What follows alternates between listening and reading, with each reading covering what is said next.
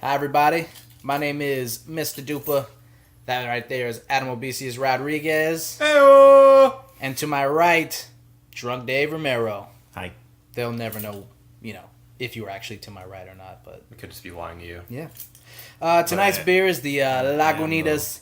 You are. I am to your right. You are. Don't lie to them. You're right. I'm sorry, guys. I gotta be honest to the viewing public. Tonight's beer is the Lagunitas Maximus IPA. Listening public. Listening public. True that. It's 8.2 ABV. Brewed and bottled by the Lagunitas Brewing Company. They haven't failed us yet. Let's hope that streak keeps going. Tonight, it's the One Beer In Podcast. Oh, shit! That was for dramatic effect. Lost to be found by someone to save you when you're down. Yes, I'm bored when it's bright out. So bored when it's bright out. 4 to 5 a.m. takes me to a place where I fit in.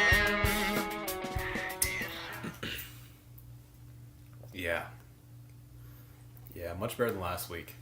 The hops just kick you in the teeth. I mean, I was a fan of last week's beer. Wasn't the best. Definitely wasn't the worst. Yeah. David. What? I acted like it was. Yeah. Sure did, bud. Enough tasting. Yeah, you're right. Tell us. Are you not going to clean the beer off of you? No, I'm just going to let it stick to me. All right. We've had a chance to taste. Let's give it a review. Yum. Yeah? Yum out of 6. Yum out of 6? Good. Give it 5. I'm going 5. I'm going Also. 5 as well. Straight 5s across the board. Lagunitas still going strong. Strong tasting beer. If you like the IPA, tastes very strongly. This is the one for you. Highly recommended. Yes. It's a good tasting beer just all around. What did you just say? If you like, You like if you like the It's a IPA, strong tasting beer. If you like the IPA taste very strongly. if you Yes. strongly enjoy the strong taste of IPA, go for it. alliteration. Lots of strong. Anyway, Moving along. Yeah. Sipping on this winter. moving right along. Good job, Lagunitas. So, we were able to catch... Let's just jump right in. We were able to catch... He says it every time. I know. It's becoming two You should make a catchphrases. montage of how many times he said it. Let's just jump. Let's Let's just jump right in. in. Let's just keep jump doing right in. it. Jump right in. All right. Jumping in, we were able to catch Guardians of the Galaxy tonight. A day early for some reason. For some strange reason, and we should probably... I'd like to look into why it was supposed to come out August 1st, and yet they had very normal showtimes Several today. showtimes today. Yeah, Not very... just a midnight show. Yeah, there was a 5:40, 7:40, 8. Regardless, we got to catch it a day early, and so what'd you think? It's in my top 5 Marvel movies. Really? Yeah. Just that easy? Yep. I would say I agree.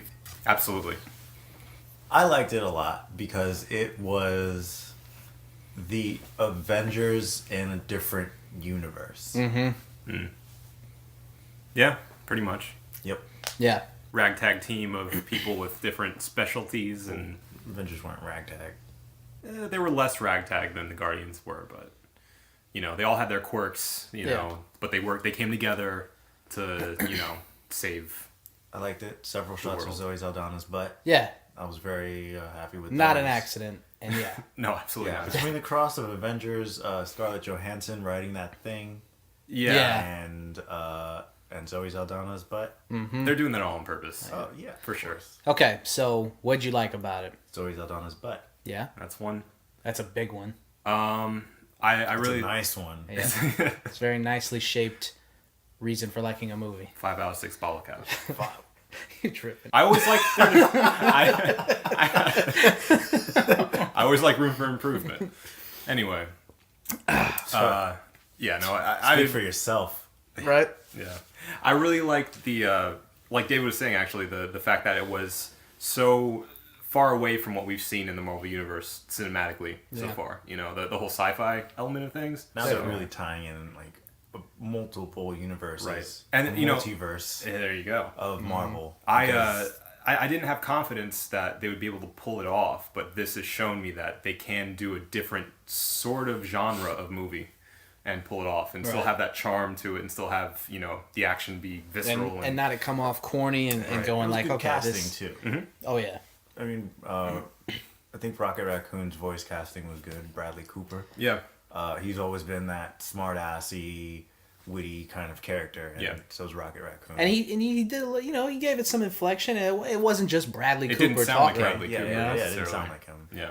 Well, in the trailer it did, and that's why I was worried. I was like, is it just going to be him just talking, just Yeah. Bradley Cooper? Yeah. And then when he first starts talking, you're kind of like, okay, he actually tried. This is a character. Yeah. It's Yeah. not I just hear Bradley. Bradley Cooper, but he's not being Bradley Cooper. Right. Vin Diesel's performance was amazing. As Groot. Yes. Best work so far. Oscar nominee for that voice At acting. least a nod.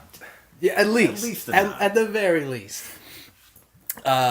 Even I think Batista did pretty good Yeah. for being he's a fucking pro wrestler and by all accounts just a fucking lunkhead. So Yeah. Surprisingly good comedic chops. yeah, From he had good timing. yeah. You know, athletes usually don't have that good comedic He's timing. a wrestler. Have you seen He Space has to have- Jam? He has to have timing. That's Comedians true. don't have that That's timing. very true. Although he's not. He his spots are pretty bad. Yeah. I mean, Well, that's wrestling nerd coming out. but- Whatever, man. The wrestling thing usually helps Wrestling out. nerd. Yeah. Wrestling nerd. That's a thing. It seems like an oxymoron, but there are such things. Yeah, I guess true. Yeah. Or just beating a dead horse. Mm. Anyway, We don't know what that is. so yeah, he did well. Chris Pratt, obviously, star of the movie. His star is rising. Quit saying star. He's a Star Lord. Star Lord, man. That was bothering me. Yeah, he was great in the movie though. Yeah, really he was. Definitely.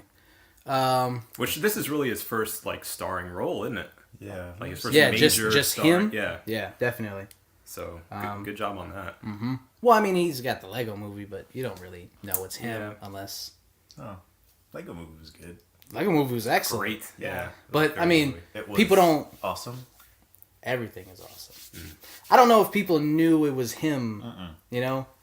You said that, and I just found it out. Okay, well there you go.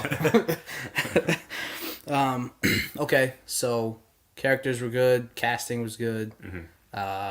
Story was good. Just it's your basic superhero tag team Right. kind Yeah, of thing. yeah, Lots definitely. Everybody of- contributes. Lots of semi-generic sci-fi stuff thrown in there. Yeah, But I mean, it all worked. You know, like it didn't bother me that. CG was good. Yeah. Graphics, visuals were nice. There Yeah. wasn't anything, like there wasn't anything bad. Nothing really stood out at me, and everything was just consistent. It was very Yeah. colorful. It It, looked was good. like nice to watch. A drastic difference from like Captain America 2, where everything's gray. Yeah, You of know. course. So I liked. I thought. I mean, the story wasn't innovative or anything, but it definitely touched on every note that you want a good action movie to hit on, as far as emotional and comedic. It was very funny. right. But when they do that, when Marvel does it, they do it right. Yeah. I mean, even like I haven't, as far as like you can argue the quality of their films, like throughout the universe, but one thing you can't argue is like when they hit on those comedic notes, they just Yeah. Well, it's been pretty consistent. it has a lot to do with the directors they choose. Is that they don't generally choose action movie directors. So that's since Iron Man 1. Like. Yeah, Everything's John had Favreau, yeah. a strong comedic tone to it. That it's not necessarily always funny, but there are moments, and when they hit them, they really hit them. Yeah, Like you were saying, that's So, smart to get guys who lean towards that because they're stepping into a new thing with the action side. But when they hit on what they're good at, Right. you can tell that's why they brought him in. Like that's why I was really disappointed when Edgar Wright stepped down from Ant-Man. Yeah, That the promise that had behind it. I mean, yeah. Now I don't know. I might see it We'll see. still We'll see. because Marvel and yeah. Paul Rudd. I like Paul Rudd, but Oh yeah, that was. I didn't know he was gonna be Ant-Man, yeah. Yeah. and when I saw that, I was like, cool. Yeah. I think that's good casting there. I mean, another thing is like Marvel the kind of money that Disney and Marvel is throwing around for these actors. I mean, it's been fucking star-studded from Jump Street. Yeah. You know, every big name in Hollywood has been a part of these films so far. Yeah. Ben Affleck. Never mind. We'll cut that from the tapes. But yeah, I mean, it's In the good Marvel universe. it's incredible that we live in a day and age where people are studios spending millions of dollars to fund nerd movies. Mm-hmm. You know, it's great. $171 million. Incredible. What make more can that- you ask for? Nothing. 172. No, well, there you go. It's true. That's for the sequel. Okay. Right. Anyway, back on track. Something that I really liked about it too was the whole undercurrent of nostalgia that it had throughout the movie. Yeah. You know, since he was a kid in the 80s on Oh, Earth. yeah. He was born Like the his same year as only me. his only reference to Earth and to humanity, really, as we know it, is 80s and before. Yeah. You know, as a kid. So like all the references that were in that, you know, from stuff that he's referencing in jokes and that's right. Yeah, it's all 80s slang stuff, yeah. and That's right. He wasn't born in 88. The movie started in 88. right. But I really like the fact that everything sort of called back to that era in time. And even if you look at it on a larger scale, even the movie itself was sort of a throwback to an 80s, you know, comedic Yeah. team of heroes type of movie. Yeah. You know, with action and comedy and all that type of stuff, I felt gelled together really well. Yeah. So What didn't you like about it? Kind of wanted more backstory. So I don't know much about these characters. right. Each You know? character deserved a little bit more backstory. Yeah. They all just kind of came in and said, "This is what happened to me," Yeah. and then that was it. Yeah, pretty much. Yeah. Like that was the extent of the backstory for each character. Just hey, Quill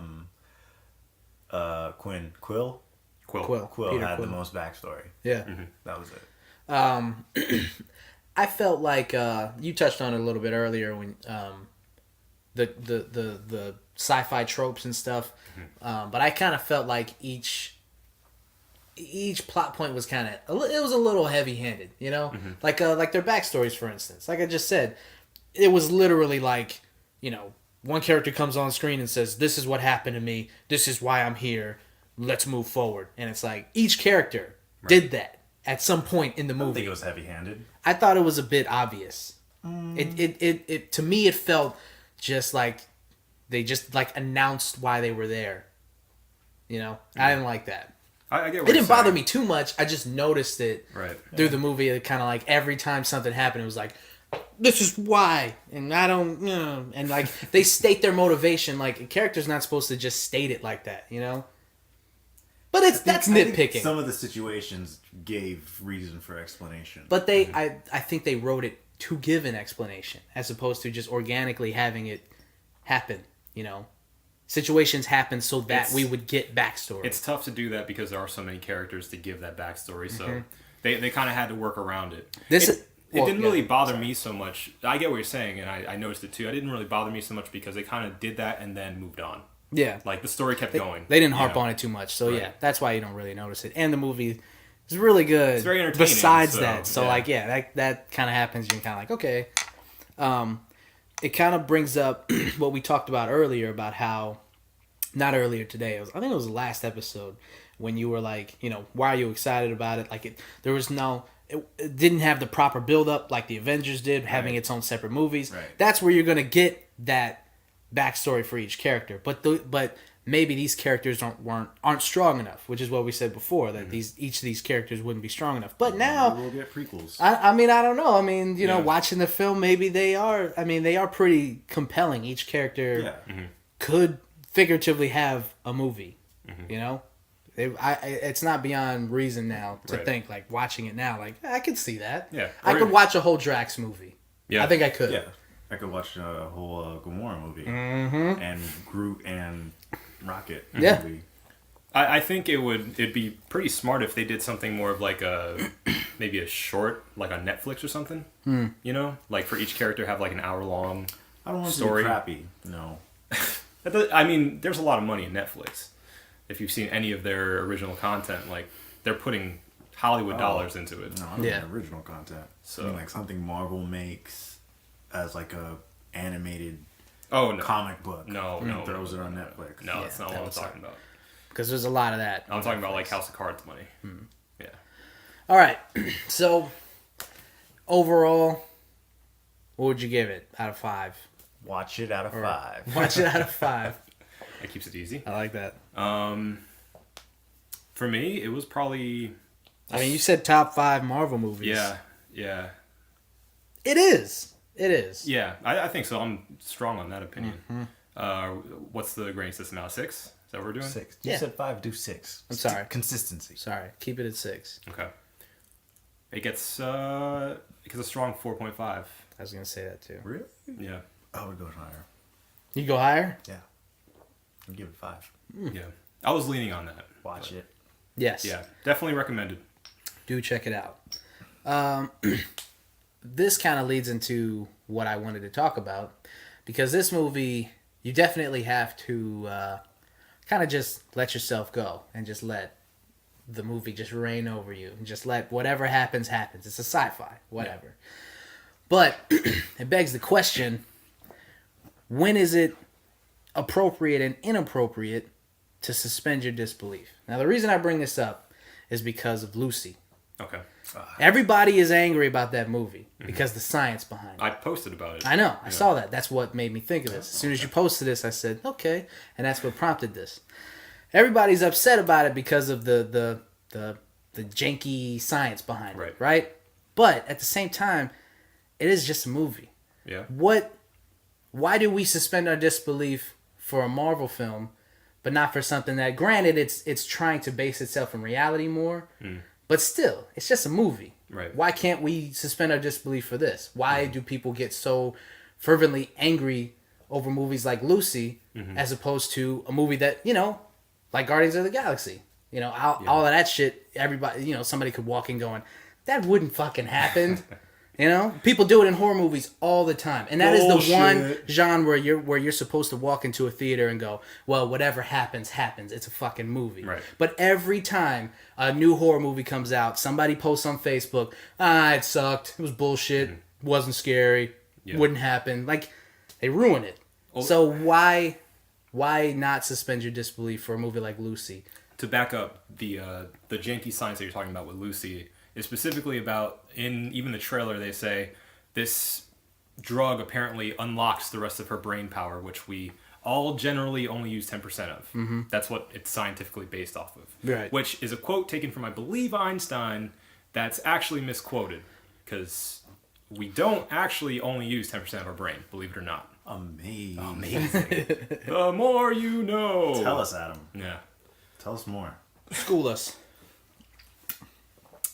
Anyway, so I thought you were I going. thought you were about to go in. Yeah. no. I mean, that's literally the extent That's of a my knowledge. scientific fact. That's it. That's like, I don't have more on it. I'm just letting you know. Yeah. It's a fact from science. No, honestly, like there was I think a Time article that I linked to. Yeah. That explains how that is crap, but it's something that I heard in the past too that disproves that we use more than 10% of our brains. Yeah. Apparently we use 100% of our brains just in different areas. Right. We use different areas of the brain, but the brain is working at 100% all the time. Makes sense. And I mean, Sometimes. I get that, Sometimes Adam works at 10%. What? but only when I choose to. the question still stands. Cool down mode. The question still stands. Why would you suspend your disbelief in one film genre and not the other one? It sort of depends on the genre and the way that the film's approaching itself. Lucy's approaching itself from more of a reality than I would say something like the Avengers or Guardians of the Galaxy would be. We're sitting in there watching a superhero movie. We know this is crap. We know nobody can turn into the Hulk. We know nobody has a super serum that we know of. And, we're ready for that. That's the world that we're ready to succumb ourselves to. The same thing with a horror movie. We go into that knowing that we've never seen demons, most likely. We've never seen, Godzilla or whatever. But we go into it knowing that, and we're ready for some sort of scientific At least crap. you're supposed to. Yeah, that's what I'm saying. Like, some people can't distance themselves from it because it makes you feel cool to go, oh, this movie's crap. That would never happen. Yeah. And I mean, albeit sometimes a movie can go a little too far even within their genre. I'm not saying use that as a crutch, but it's all what you're getting yourself signed up for. You know. I think my theory on this is that people suspend their disbelief in movies that they want to enjoy, and they don't in movies that they don't want to enjoy. I think people consciously go into movies saying, this movie's going to be shit, and I'm not going to let it be anything above shit. I have to disagree with you, because I would like to enjoy a movie with Scarlett Johansson in it. So then why can't you? Because the movie itself takes it too far. Because they jumped the shark in an hour and a half by saying, all right, she's going past 10%, she's at 70, and now she's stopping bullets with her hands. She's the one, she's Neo, and she can reverse time just by, using her mind. Okay. And it's just like it breaks suspending disbelief. You have to erase you have to brainwash yourself in order to watch that kind of movie. But why? Okay, first of all, we haven't seen it. So we don't know what kind of science they're going to explain. Yeah. And how they explain they away. have in the trailer, because when they go, what happens when she reaches 100%? Morgan Freeman, who's supposed to be the leading scientist on this, goes, that's right. I have no idea. That's true. That's true. Hell But if I know. we can't base the science in this movie on a 2-minute trailer. We don't know how they explain it within the film itself. We've Right. only seen the trailer, but based off of that, But it's not. I mean, it's not just Lucy. People do it all the time in movies that they don't want to enjoy. As far as I'm concerned, I think on a certain level, it really boils down to: do you want to like this movie? And if you do, you will let that go.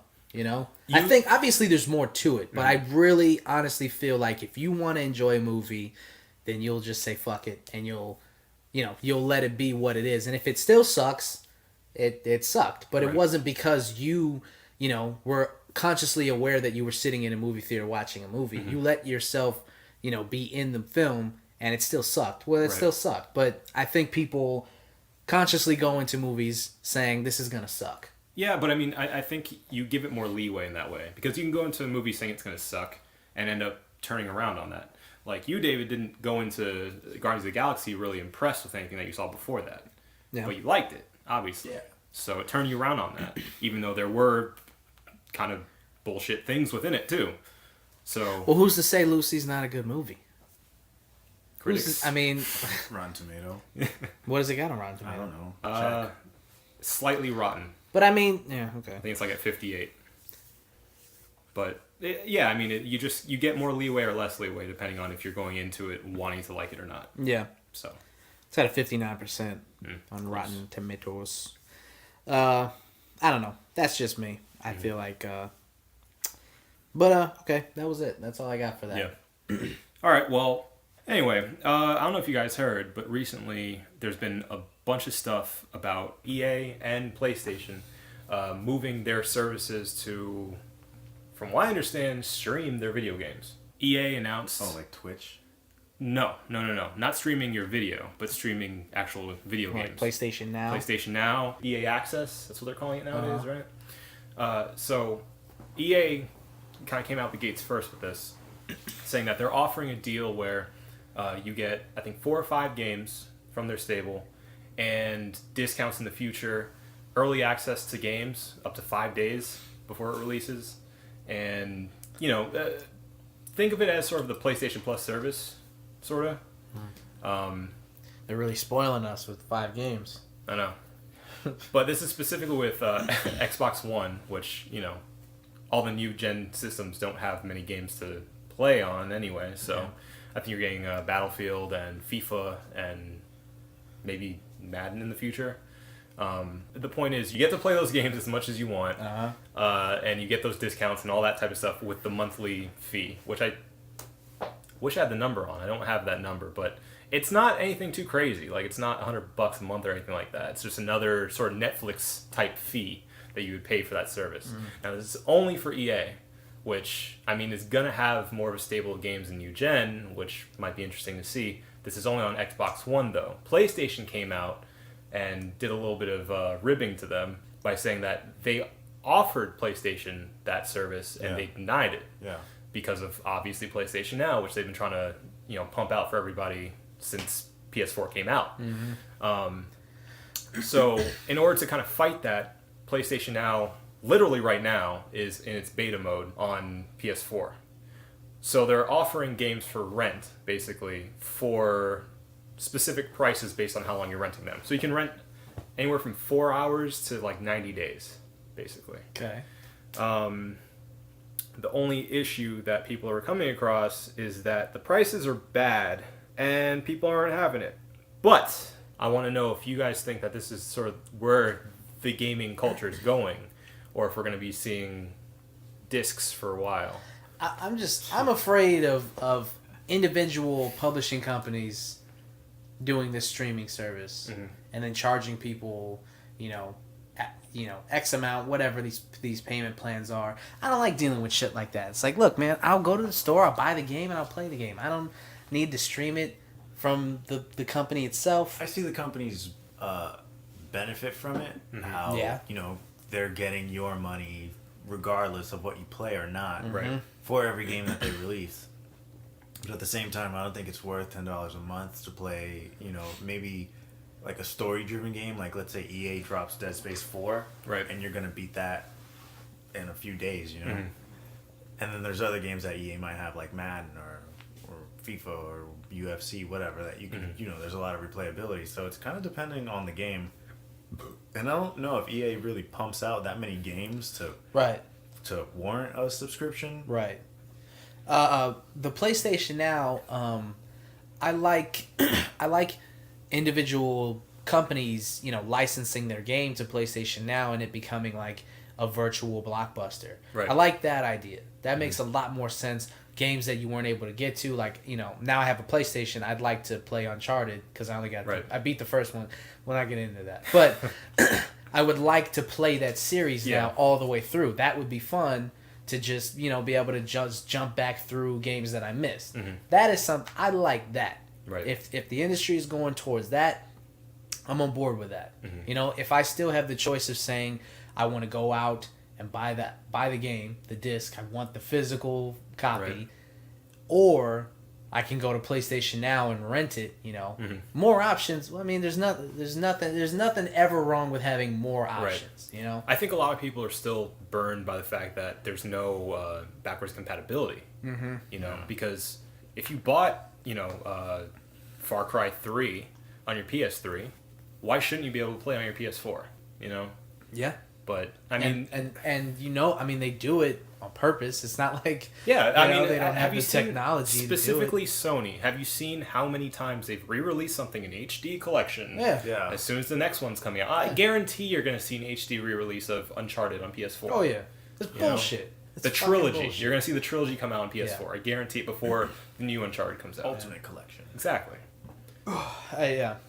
It's just something. It's kind of one of those things just getting taken advantage of. And I mean, what are you gonna do about it? Not play the game? You can't really do much. Like you said, like if it was like a blockbuster, like Yeah. blockbuster pricing and time on that, like if you could rent a game for like, let's say $2, and you get it for a day, just to try it out, that's reasonable. Right. Or 6 or however much the games were to rent at Blockbuster for 5 days or 7 days, however fucking long. But you get the full game, not a beta, not a demo. Right. You get the full game. Right. If you beat it, you beat it. If you don't, you don't. Right. You got to rent it again, and that's that's profitable for them because it's not actual physical media that you're using, so that cost is being taken out, and you pretty much have an unlimited number of copies on your servers. Yeah. The price of games that can be downloaded should be a hell of a lot cheaper because there's no Physical.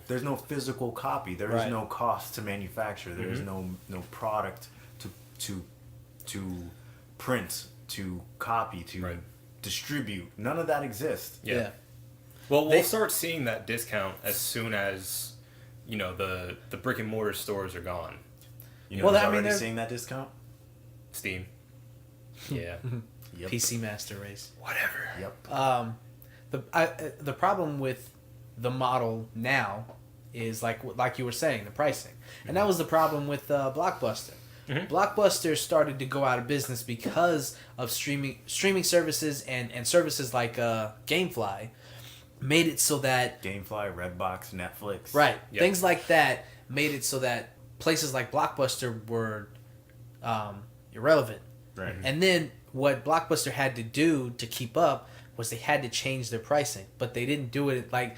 I remember the last time I went to a Blockbuster to get a game, to rent a game. It was like the price. It was like $2. It was like, I'm sorry, 2 days. You had to pay like $6 or $7 for like 3 days. It was fucking crazy, you know. Like they used to give you a membership card, and you come in and say, like, I remember they used to do a $10 a month thing. Like, you pay $10 a month, you get unlimited access to every game. You come in, dude, you could run through their entire library if you didn't have a life. It was a beautiful time. It was great. I remember that. Like, but I guess that kind of model wouldn't survive in a brick and mortar store. No. Yeah. But if Blockbuster was still a streaming service, that kind of model would still work. $10 a month, have unlimited access to their entire gaming library. Blockbuster would still be going strong, no doubt Movie about it. library. Yeah, at both of them, their game and movie library. They would. I mean, if Blockbuster was smart, when Dish bought them out, they should have jumped on that streaming service. What they did was they tried to fight Netflix by sticking their stakes into the ground and saying, we're not fucking moving. Right. And then they got torn down by construction workers. They're all dead now. No, I mean, they tried to do something along the lines of Redbox at the end, if you guys remember. I They do had remember Buster that. Express. Yep. Is That's that what it. it was called? Something like that. I think so. Which Yeah. They had some in I remember I Publix. stopped at one of those kiosks and the prices were not the same as Redbox. They were still fucked up prices. Yeah. You can't try to do the same model as Redbox. Redbox is giving movies for For $1. $1. You don't come in and say, And if yeah, you got but the, we're if you got the Blockbuster. coupon, which always works, Always. DVD on me, one word, you're welcome. You get the free rental. Every time. Yeah. Every time. Yeah. But So- I actually looked up the numbers, and some games are $50 for 90 days. No. $50 Absolutely for 90 not. days. It changes depending on the game, obviously. They're, different Why? numbers. Why? Why does it change Why- depending on the game? Why wouldn't I just buy the game at that point? And that If is- I'm renting a game, why would the price change? Well, I mean, it's specifically on the economic scale of people want it, so they're going to charge more for it. No, because that's not how Blockbuster It doesn't make works. sense. It doesn't make it sense to the makes no consumer. sense. Right. So especially when, I read this article on Kotaku that was specifically saying, this is a good idea. You're going to be spending way too much money on this if you do it right now, though. It's going to take Sony to see that people aren't willing to pay that type of money to rent games for them to lower that price. Mm-hmm. Which is what I'm hoping for, because honestly, I think it's a great idea. I would love to be able to rent games again. Yeah. I miss being able to rent games. Now it's a total commitment when you get a game, unless you do what you did last time, which is play the game, beat it in 2 days, and then return it. What I've been doing. Right. It's working. So far, yeah. But yeah, I legitimately miss being able to go into a Blockbuster, rent a game for a week, return it, and know that I'm going to buy that game later on down the line. Yeah. It's the best way of doing that. And with the advancement in technology and the culture itself, with Comic-Con and all these these things that have kind of moved nerd culture forward, a thing like Blockbuster, gamers, I feel like now would try a game and buy it if they liked it enough. Yeah. You know what I'm saying? Like back in the day, I think it was something more like, you had to beat it as fast as you can to not buy it because people were cheap about it. Yeah. But I feel like now the culture has become something that people can be proud of. Collections are something that people can be proud of. Mm-hmm. And if you like the game, you would buy it. I think people would buy it. And Right, the that business model would definitely- work. It would persuade developers to make a better game.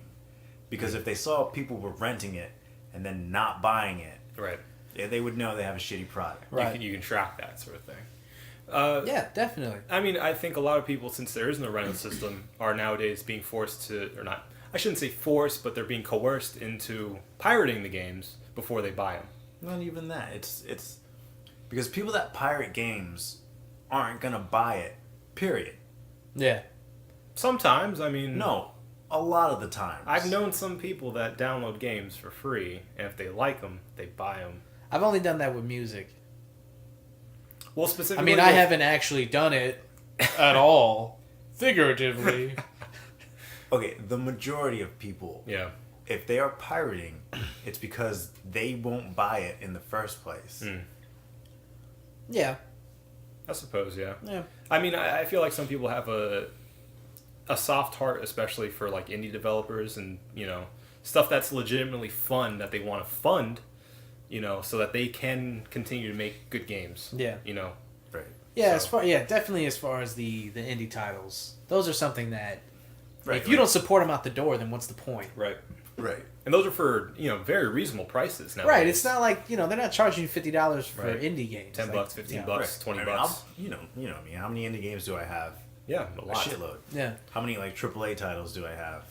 Not as Couple. much. Not as much. I have a good number, but not Well, as you also much. have Steam, and you buy games a little bit later on down the line. And, Ah, you know, but you buy them. Yeah, I do buy them. You buy Yeah. them. I bought, you let me borrow BioShock, and I beat it in BioShock Infinite, and I beat it Yeah. months ago. Yeah, It was on Steam. It was on sale. I bought it. I picked it up because it's a great game. Yep. right. Having that digital collection now is. I am. a thing. I'm probably gonna buy Black Flag too. Yeah, Yeah. which I let you borrow. Yeah. Definitely. It's a good game. It's really good. A lot of bang for your buck. Yeah. That bang. Bang is- that dollar. That dollar's getting banged. So yeah, it. I like the direction. I do have a bad feeling that they're gonna fuck it up. Yeah. Of course, it's the first of like Right. its kind. It may be a little- totally gonna fuck it up. it may be and a then little Xbox too is early. gonna be like, "Oops, picked up the fumble." Recovery. Yep. Xbox One number And then one. maybe they'll start out selling the PlayStation. Which Master they haven't Chief done grabs yet. the ball. Yep. Yeah. But I mean, digital. It's like I don't see like I'm gonna hate having a PlayStation 4 when I get one.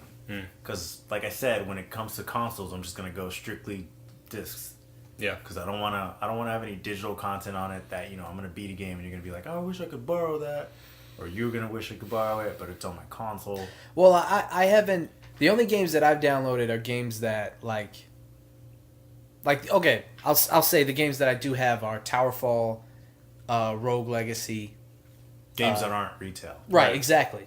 So I'm on board with that too. It's like if I'm gonna get a game, I'm gonna physically leave my house and go get it. Yeah. Right. I'm not gonna. I mean, why would you want to clog up your fucking hard drive? Yeah, Downloading those big ass games. The biggest advantage of that is preloading it. Yeah, absolutely. That's what I was like gonna if say. there's a huge release date for a new game that you really want to buy, you're able to download it ahead of time. Yeah. So that when it hits midnight in your time zone, you just start playing it. Yeah. And that's the biggest advantage. Yep. But I mean, if you could live without that, But I mean, it's not that advantageous. Advantageous. That's a word. I know it is. Good job. We used to have trouble with it. I did. But yeah, Advantageous. that's really not that advantageous. Honestly, like, I can kick it for 10, 15 minutes and just, let the fucking game download. Like, Jesus Christ. You have enough hours in the day? Fuck, man. You know what I'm Yeah. saying? Like, it's not that big a deal. I suppose. I mean, like I had to try it at least once with the with Infamous, which I have downloaded, but it didn't even have that preload facet to it. I just got it because it was convenient for me not to have to go to GameStop at midnight to be able to play it at night. Yeah. But I mean that's kind of a childish thing to do anyway. So, mean, if you can wait until noon the next day to pick it up. Right. Yeah. I think it's fun to just go out and get a game. It's Yeah. exciting. Well, I mean, I have Destiny reserved like in retail. Yep. So Oh, yeah. Me too. Your shit's gonna come. I got it reserved. you got Destiny, and you got Destiny, and Just you go got get it. Destiny. And just knock that motherfucker out. I'd be in that Oprah audience. Yeah. You get a Destiny. You get a Destiny. They pull them under their chairs. Oh, Yeah, man. I got that white PS4 coming in, though. I know. Mm-hmm. I saw that. I saw the package. Looks. Yeah, you did. I did see the package. It looks good. Yeah, it does. It does. It looks. I like that. Mm-hmm. I like the way that's set up. I'm excited for This is Destiny. One Beer and Podcast. And that's it. I wish we could start ending like that. This is the One Beer Podcast. No, just like every time, like that's just how we end it. We just drop it on them. Like, this is the One Beer Podcast. Bye.